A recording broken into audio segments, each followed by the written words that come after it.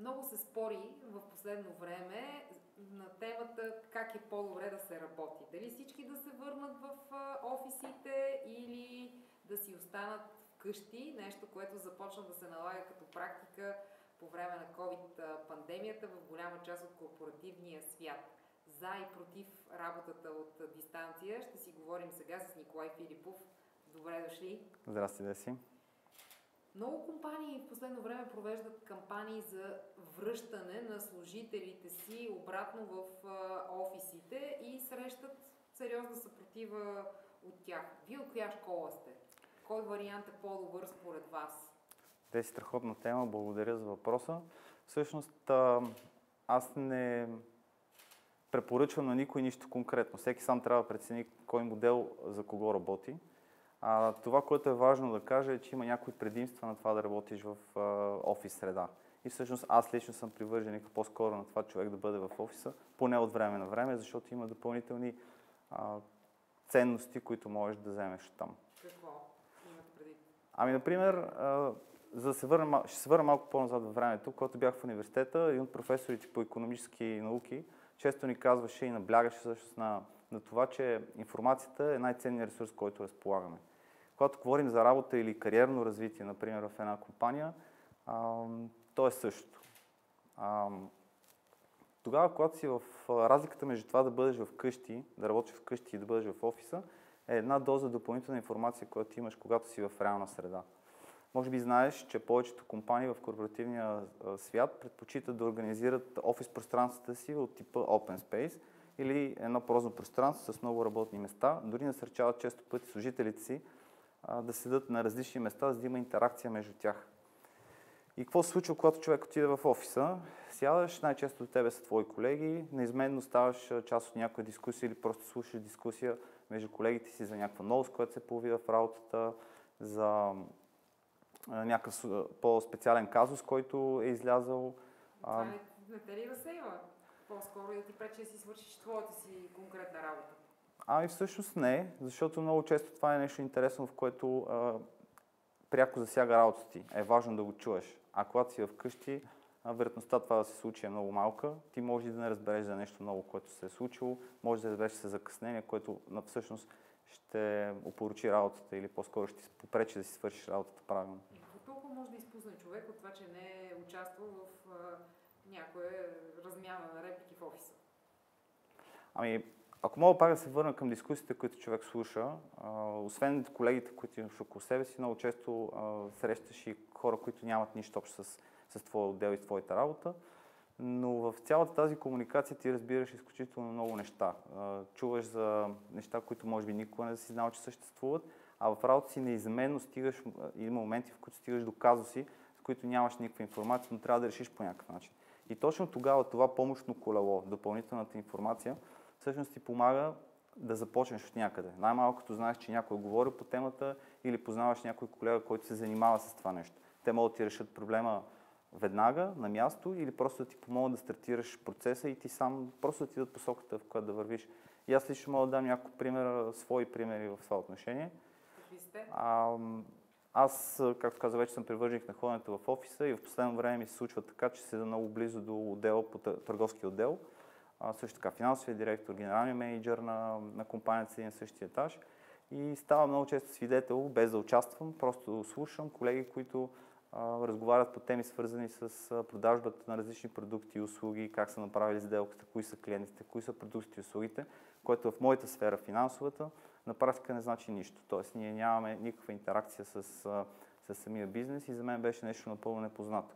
Често пъти с генералния менеджер, тъй като двамата ходим много рано сутринта в офиса, около кафе-машината, което е най-важното място в офиса всъщност, разговаряме по различни теми. Много пъти са работни, много пъти са и актуални просто от света. Но като резултат от цялото това нещо, с времето в мен се натрупа една допълнителна информация и започнах да свързвам нещата между това как работи компанията и как моята работа се отразява на дейността на компанията. А всъщност тук трябва да отбележа, че това е един от най-големите проблеми в корпоративния свят и за всеки един човек, тъй като компаниите са изключително големи, с изключително голяма структура, ние повечето пъти служителите сме фокусирани върху много малка част, просто микрочастица от това, което се случва в компанията. И възможността да получиш информация, да видиш голямата картинка и как нещата са свързани, е от изключително значение, ако искаш да вървиш напред и да се развиваш в тази компания. И аз имам лично такъв пример. Преди известно време имаше отворена позиция вътрешна за финансов директор на отдел. Аз се кандидатирах за позицията, минаха ред интервюта и в крайна сметка взех позицията. Това, което наклони везните в моя полза, всъщност се оказа именно разбирането на бизнеса. Разбирането на това как компанията функционира, как моята дейност, финансовата, се отразява върху всяко едно звено в организацията. Вече можех да преведа търговския език в числа и числата в някакви реални действия на бизнеса. Като резултат от това нещо, ние изградихме изключително добра колаборация с търговския директор на отдела и в крайна сметка, благодарение на тази колаборация, успяхме да постигнем около 400% подобрение в резултатите на отдела само за 2 години. И казвате, че всичко това нямаше да се случи, ако си бяхте стояли и да си работите вкъщи.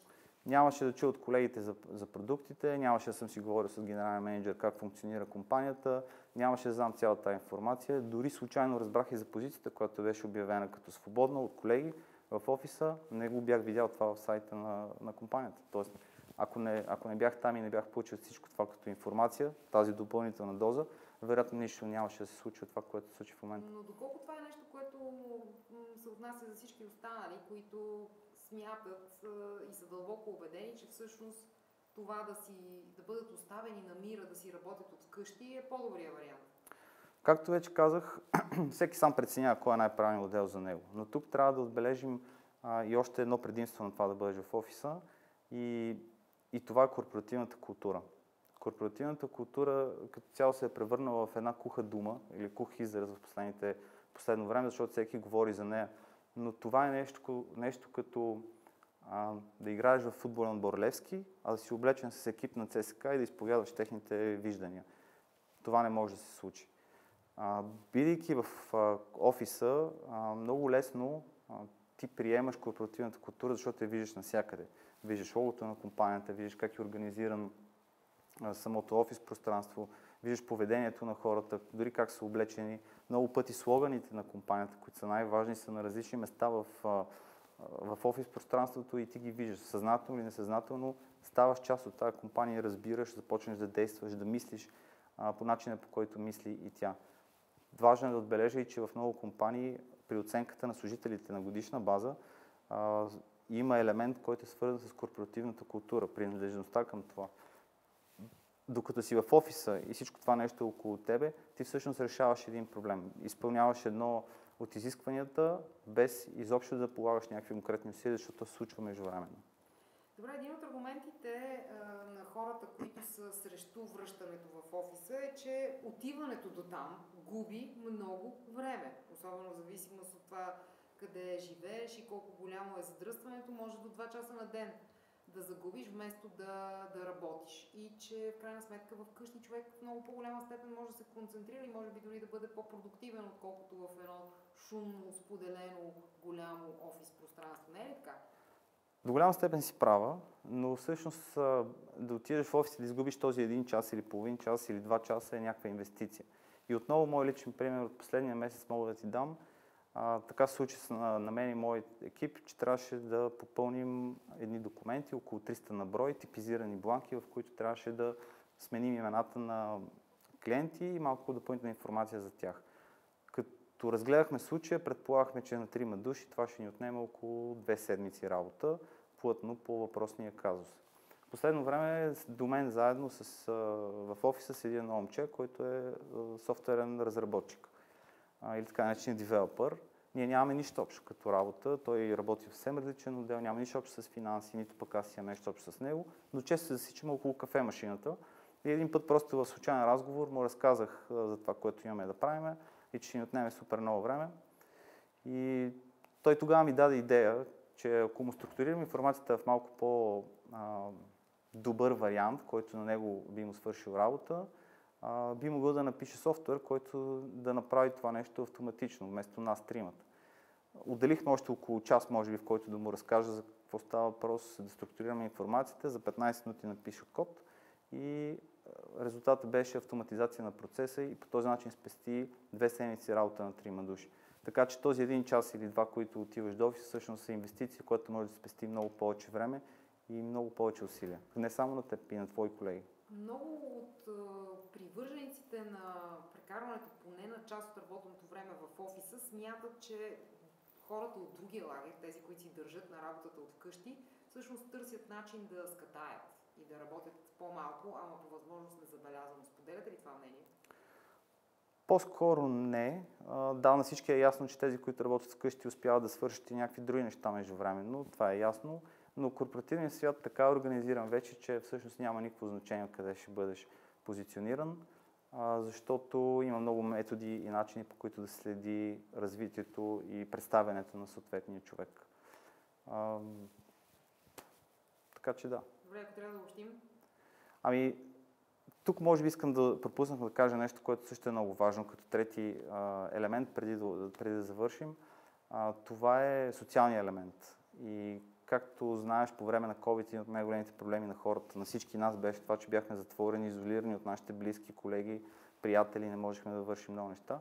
Нещо подобно се случва, когато човек работи от вкъщи. Липсва социалния елемент. Когато отидеш обаче в офиса, ти имаш не само работна интеракция с колегите си, но и чисто човешка. Говорите по теми, които са интересни за вас, смеете се, обсъждате някакви неща, много пъти се зараждат приятелства в офиса между колеги. И наскоро дори прочетох едно проучване на Международния икономически форум, в който се казва, че повече от 70% от интервюираните споделят, че работейки лице в лице с колегите си, изграждат много по-дълбока и трайна връзка с тях. А както Стив Джобс каза малко преди да почине, ако искаш да стигнеш бързо, тръгни сам. Ако искаш да стигнеш далеч, тръгнете заедно.